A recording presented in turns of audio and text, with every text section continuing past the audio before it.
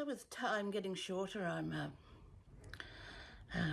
making the most of each day. Actually, a week today, I'll be on the plane to India. So I've been packing everything, and most things are ready to go. And then I'm doing the painting. So said I would share a little bit of what I'm doing each day.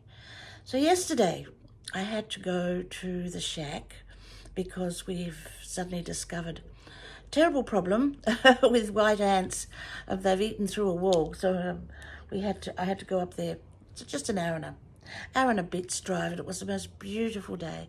So I just loved it. So I'm going to share a little bit about where I work in the shack, but I'm back here in the studio, and this morning I did a little bit more of the painting, and so it's been fun because I don't know how it's going to come out, and I get more ideas as I go. So I figured this morning that I would like to do some embroidery on it, and I'd like to do some stitching on it, and I could do quilting stitch. I could do quilting sketch on it. However, because this one's in a frame, that will be difficult. But I have artist canvas because I've worked a lot on artist canvas.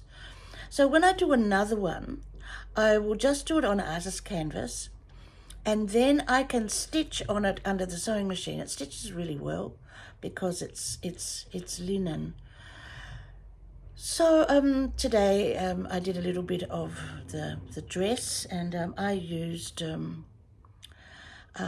almost like a little colour wash, and I may do it a little bit darker, but it's really fun seeing the progression of the progress of the painting, because you can do it so much quicker than a quilt. And yes, indeed, I will do a quilt. So I've got this far over the past few days, and just did this little bit this morning. I wanted the dress to be lighter because the pattern is going to be quite busy on there, and so that's Sukaneko ink. She's got her little sneakers, got the dogs, and now I can just follow this side over to this side. And of course, when I get to this stage, I'm not going to do the background until I've drawn out the parrot correctly. And yeah, it's coming along nicely. It's such fun to do, and very, very relaxing. Yesterday I spent the day at the shack, and so I'm sharing a little bit about what I do up there. So this is the room where I do a little painting, and all this is just a collection of stuff pretty much that I had for a long time. The pictures and paintings and things are from India and Uzbekistan, and the bed covers are embroideries from Uzbekistan, and then some molars, and yeah, it's lots of fun. So it makes it easier because I can have a little studio up here, and I have to dye the curtains. I don't like the curtains, so now I have to dye the curtains. The mat on the floor was from Nepal.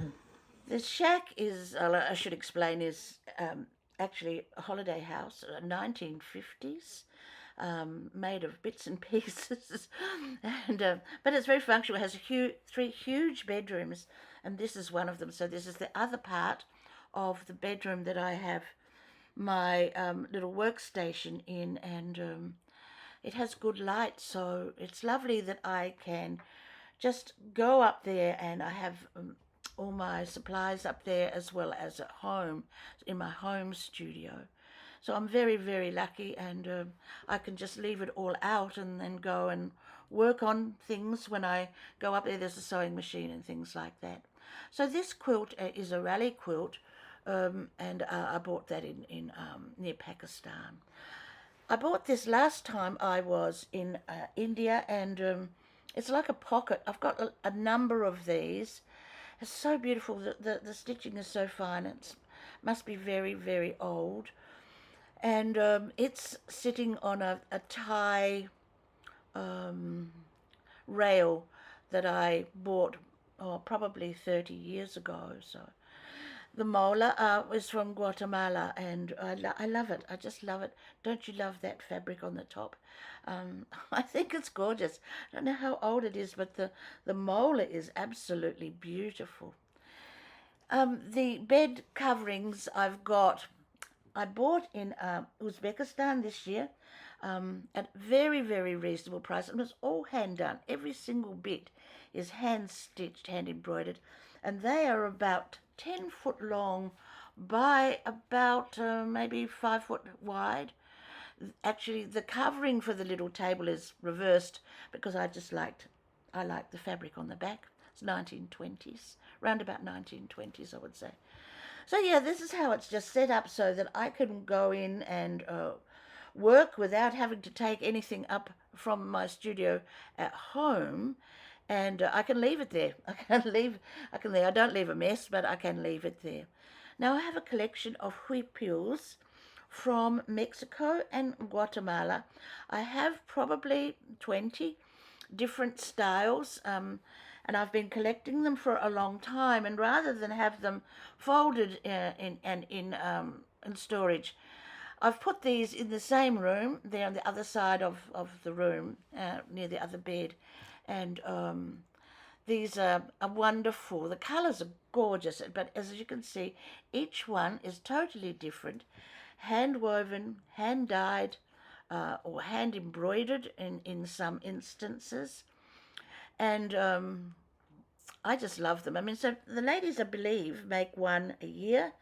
I know where to go and buy them at a very ridiculously cheap price. And I have, as I said, I have about 20 of them. So it's lovely to be able to put them out, and it's encouraging me to be more creative because of the colours. This one is like a tapestry. And the little piece over the top was some embroidery that I actually bought in Thailand, up near the Thai border. So it's all gorgeous. This is like a wall covering in one of the other bedrooms.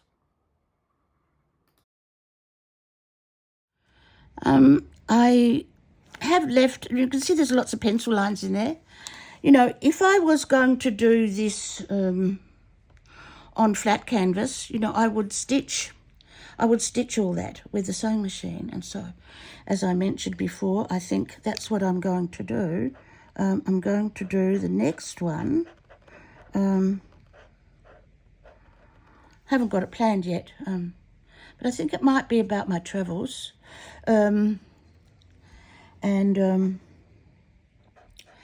If I do it on ordinary canvas, it means that I can stitch it just like I'm doing a quilt. Now, wouldn't make it into a quilt, but I could do stitching on it.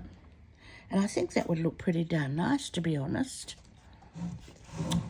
So yeah, as I'm doing this, I think that I really do need this background of her dress to be brighter. And basically it will just mean, and I think, another colour wash over the top. But I'll do this acrylic stuff first.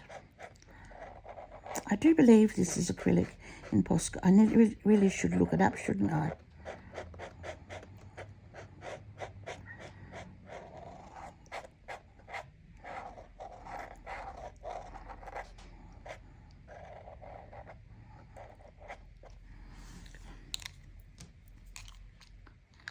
Each layer you put on, it adds more to the overall look of the painting.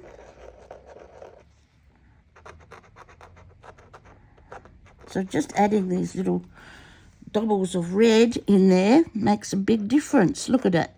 Gives you a sparkle. Be careful I don't put my hand in the wet ink. I did that yesterday.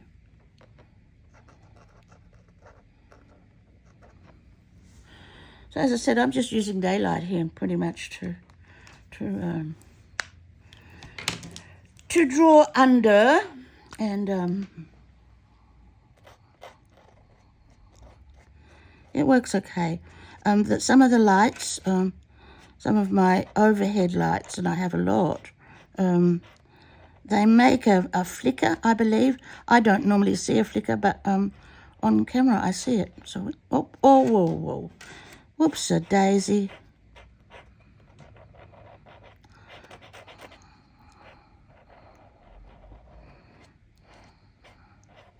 It's really great that I can hold a pen. I had to have operation on my hands.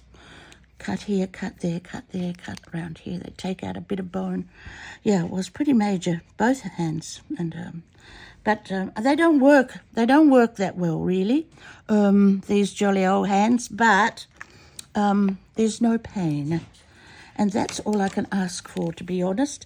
I can't hold a fork properly, but I'm using a knife and fork, and I can't hold a needle very well. It's very difficult to hold a needle.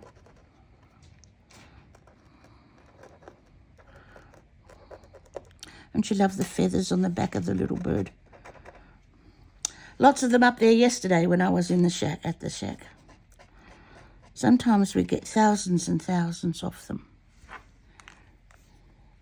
So these colours here, these colours will be pink. So see, I still can't tell what it's going to look like, whether I need to do it darker until I do the whole lot, you see.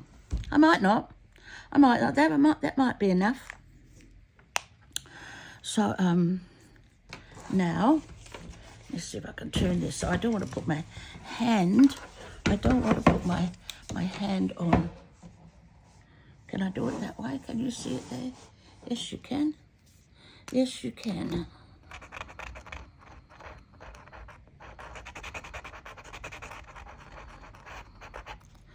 As I said, I've invested in a lot of equipment to be able to do these classes at home, and I don't like Zoom. I don't like doing Zoom, but I'm going to do a lot of classes, and those of you who have been my students, you can revise some of my classes because they'll be up there for free. I may do a special one that I charge for, but at this stage I don't see which one it would be. You can see that colour's over the top pretty quick, doesn't it? Pretty amazing.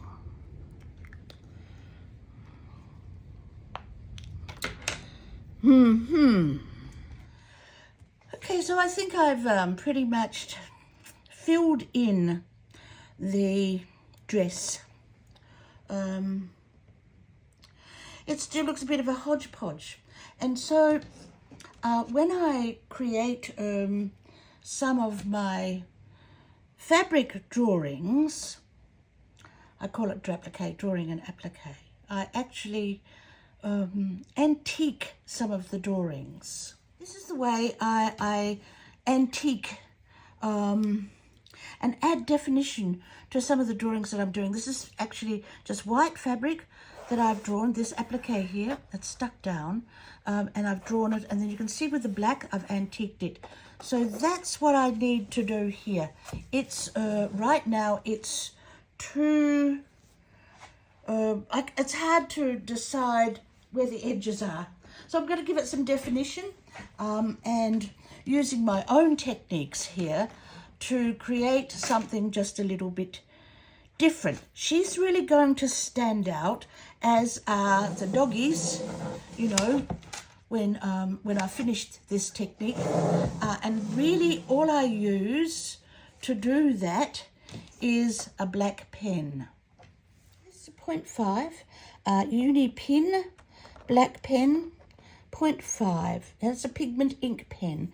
And what I'm going to do now is to define the edges of the entire image here.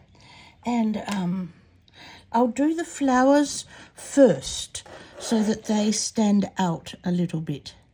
So I'm just doing the edge. And what I do is just draw on the outside edge of the image and just little squiggles and dots.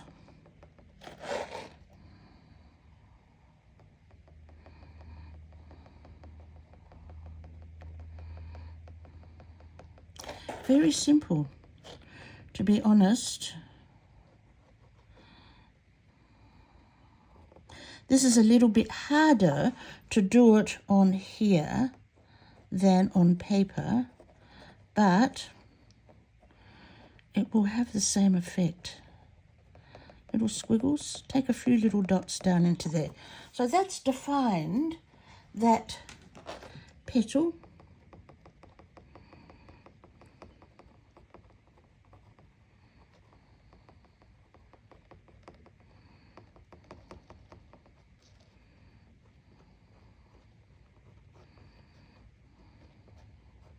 Takes a while.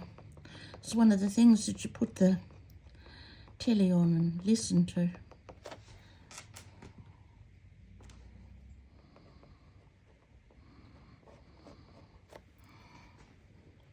Now I think you can see how these petals are now standing out.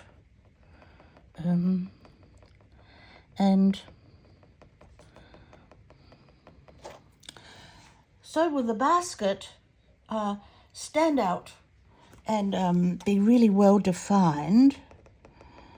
Just little squiggles, basically.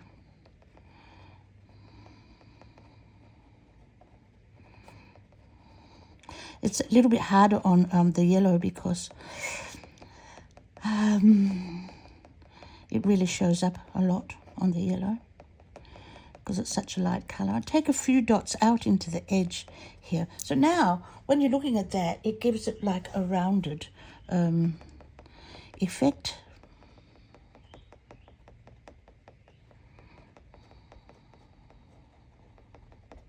It's outlining and it's defining.